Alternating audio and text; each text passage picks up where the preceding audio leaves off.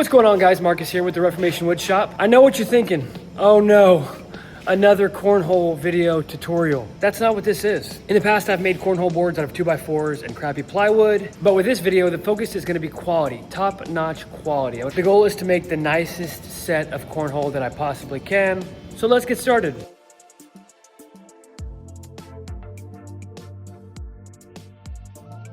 So straight out the gate, one of the first things that's gonna make these cornhole boards different is that we're gonna see no edge grain on our plywood. And the way we're gonna do that is by wrapping solid poplar all the way around all the edges with nice, beautiful miters all the way around it. I'm ripping that poplar at 3 inches because that's the standard thickness of a cornhole board. And because we care about quality, I'm mitering all of the corners so they'll sit nice and flush into each other.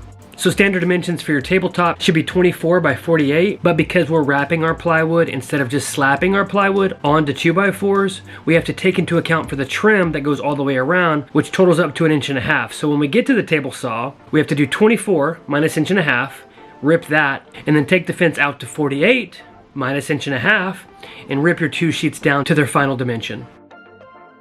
After that, we can take our solid poplar, lay down a thick bead of glue, and staple it in where it belongs, making sure that those miters are nice and crispy so that when we bring all of our other boards in, they fit snug and intact together.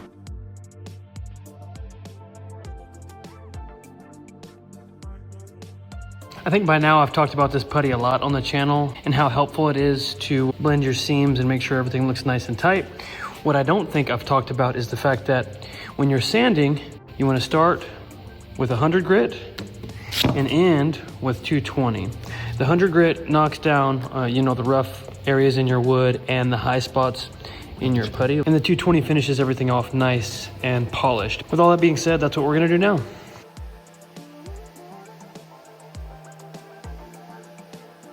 Look at that, beautiful seam. So the goal is perfection, right? That's what we're trying to do. We're trying to bridge the gap between DIY and professional. So because I have one, we're gonna come out to my laser and create the perfect circle jig so that I can make the perfect circle for the cornhole boards. Because if I just busted out the jigsaw and cut it by hand, it would look like crap. When it comes to cutting this out on my laser, it is super simple. All I do is collect the shape tool, get a circle, make it have a 6-inch diameter because that's the size that the hole is supposed to be on a cornhole board. Set the tool path to cut and the power at about 80%. Hit start, and the job is done.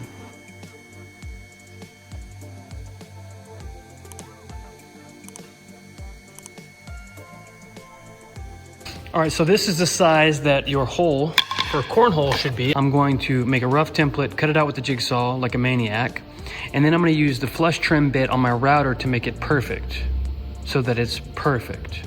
When it comes to centering that circle, it does get a little bit difficult. The center of your circle should be 12 inches from both sides of the board, so AKA dead center. And the center of your circle should be 9 inches from the top of your board. I ended up drawing a bunch of lines just so that I could be perfectly exact. I drew a line 6 inches from the top, which would be where the top of the circle is. I drew a line 9 inches from both sides, which would be where the sides are, and then I lined my circle up and used my pencil to trace it out. After that, I rough cut it out with a jigsaw and then used the blue tape method and some CA glue from Starbond to glue the blue tape to the blue tape. And hopefully this template won't move ever. I'll route it, pop it off, and it'll be perfect. I did this because it's a super strong bond and I don't have double-sided tape with me.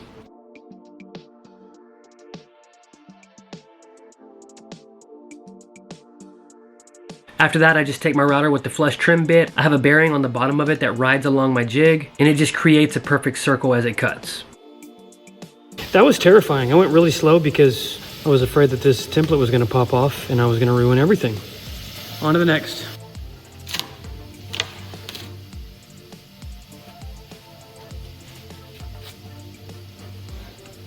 If you don't have a laser engraver and you want one of these, the circle, and the full template so you can do the whole deal, I'll make a listing on Etsy, make it something cheap like $5-10 bucks.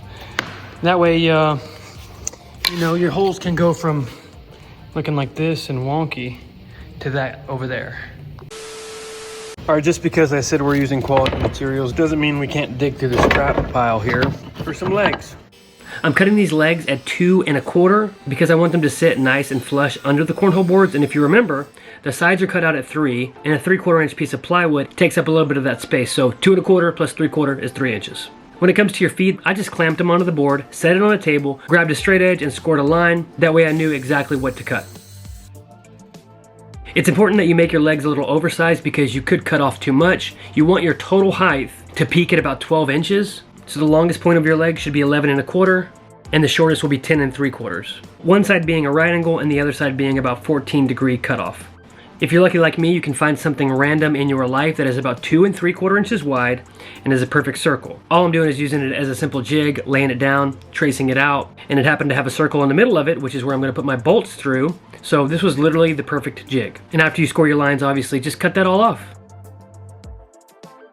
Look at how beautiful these are. Not only did I cut them, their angles together and cut them on the bandsaw together, but I rounded them over with the sander too, so they're exactly identical. Now I'm gonna punch that hole so that we can take this one step further. All right, so my job is basically done, and now it's time to grab these cornhole boards, take them home, and have my wife paint them because she's an expert at that. I find myself sometimes being that guy that doesn't want to do things, and so when people say that they're good at things like painting, then I'll say, oh, you know what? You're better than me at that. You should do that. After watching this footage of my wife just rolling on some Valspar, my first reaction was, I literally could have just done that myself. But she offered her help, and I will not refuse when someone wants to help me. All right, so now that they have been painted in the 102-degree heat, we're gonna put the stencil on and get the logo on here, get the feet on, and be done. One thing that I really did need help with was doing this stencil. I actually am gonna try my best to explain to you how it works because I don't even really know. From what I can understand, my wife takes an image, puts it into her Cricut, and it cuts it out. Then she takes that stencil, sticks it down onto the board, and gets to painting. What I don't know how to explain to you is how everything is blue, and then we fast forward a little bit, and then everything is red, and it's a red sticker. I'm gonna have to ask my wife about that. So Marcus is a little bit of a bonehead and didn't realize that this is video footage from 2 different boards that we made. So one board had the blue vinyl as a stencil and then the other board had the red. But yeah, the basic process is that you just cut your stencil out using the Cricut. Then I'll go ahead and paint whatever colors I want for my lettering. After a few coats of that, then I'll just weed out my letters and I'm left with a beautiful logo. Eat your heart out, Jason. My friend Jason is the standard for cornhole boards, and he does graphics like this on them. And so I was very nervous about doing this, so I had my wife do it because she's way better than me and stuff like this. And so now he can't judge me and say I did a bad job. He can't judge her and say she did a bad job either because they're fantastic. Last thing I had to do was source my hardware, which is one of those things that just because we're doing something fancy doesn't mean it has to be complicated. I grabbed 1 nut, 3 washers, and a bolt for each leg, and it totaled about 15 bucks in metal. Okay, so these are gonna lift up like this, but I don't want them rubbing on the inside, so I'm using a piece of paper that I folded, and I'm making it like a little buffer off of the material. I'll put it on backwards. Oh, that was funny. That's not funny. Yes, that is. The video hears you. I'm really happy with how snug these legs are. I didn't want to over tighten them, but I do like that they stay where they belong after you put them there.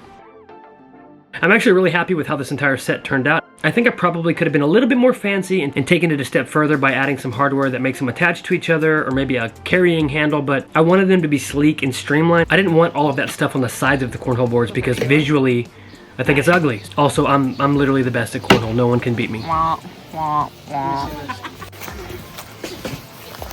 Oh, it's still moving.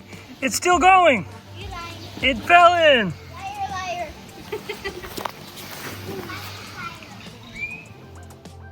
If you watched this video and thought to yourself, man, that was so good, how can I give this guy money to repay him? Then you're in luck. I have a lot of stuff listed on my Etsy store that you can buy to support the channel, so head on over to reformationwoodshop.etsy.com to grab something.